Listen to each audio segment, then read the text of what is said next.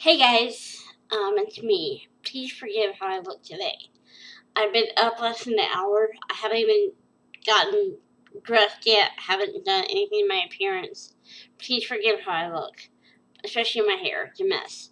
But it's 8:48 a.m. on Sunday morning, May 21st, 2017, and I got a call from Lois about 10 minutes ago. My dad is back in the hospital. Um, he was without food a total of 2 weeks last time because of his bowel obstruction. He wasn't able to hold anything down, food or liquids at all. And they kept him off food for like an additional almost week. And that made him so slow in recovering from the hospital stay once he got home. He was weak, he was tired, he had no energy, he was lethargic, he had to sleep all the time. And it's taken him all this time to kind of build back up to have any kind of energy level at all. And now he's back in the hospital. I was going to be doing a video tomorrow talking about my dad and how much better he's doing. And obviously I can't do that now. She said he had supper last night around 5. And he, last night late, started vomiting. And he had nausea and vomiting, I guess, throughout the night. So this morning, around 5 o'clock in the morning, she took him to the ER and thought this is the same thing that he had before. I want to catch it early and get him in there now.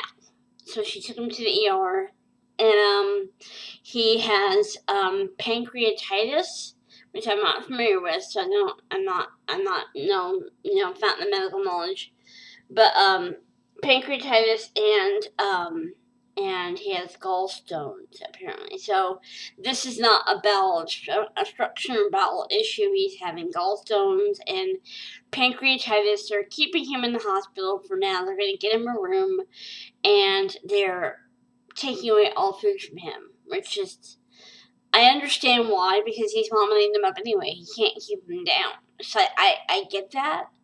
But I'm just like, no, he was just starting to get where he was okay. He was just starting to get where he was okay again. He was weak and lethargic for weeks after being in the hospital, and he just is finally now getting to where he's okay, and now he's back in the hospital again. Last time I went to see him, I borrowed my neighbor's car. I drove into town. I went to see him. I was there with him. I want to do that again this time, but I just can't afford to. And no, I'm not asking for money. Keep your money. I'm not asking for money. But, the meals you eat at the hospital, even candy bars and water at the hospital cost money. I'm between checks right now. And I can't afford to pay for the gas to drive to see him, and I can't afford the hospital meals, and I'm not asking for a dime, but it's hard for me because whenever my mom or dad was sick, I wanted to be there. Even if my being there couldn't make them well, I didn't care. I wanted to be there with them, in the room with them.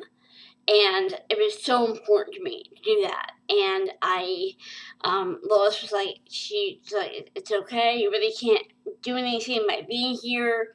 You just be sitting with me in the room. They have him sedated. He's resting now. They've taken him off all food, but he is allowed to have ice chips and some water.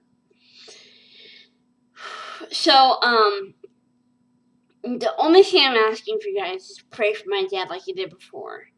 You guys prayed, and I got messages and emails and comments and people telling me, we're praying for your dad. How's your dad doing? You guys really genuinely cared, and that helped me so much. This situation is not as serious, not as severe.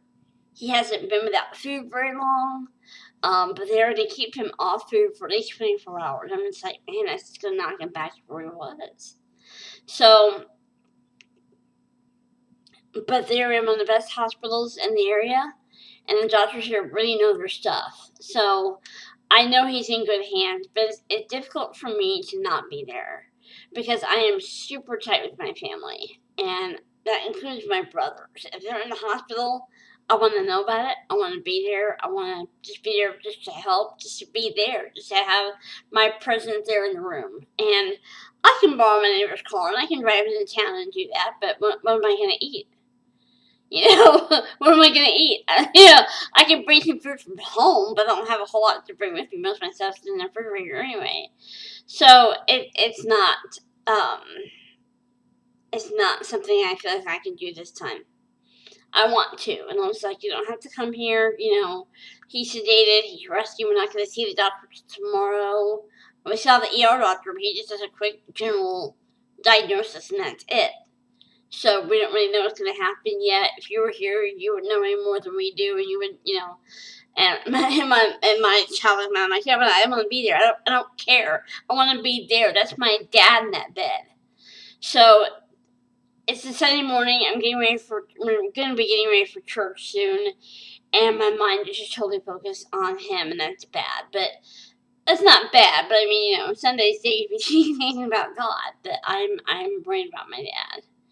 And I know that God's there with him, but I'm running my mouth. I'm asking you guys to pray for my dad, just like you did before.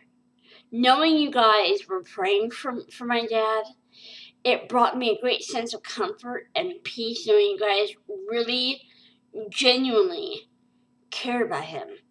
And it really touched me very deeply. And I was going to make a video tomorrow and say thank you guys. Because of you, my dad is home and he's feeling better and he's getting his energy back and he's doing good. And now this. My dad turned 80 last August. So his age does complicate things. It does make me worry more because it doesn't take something big to cause the death of an 80-year-old man. It doesn't. Your health complication can cause the death of an 80-year-old man.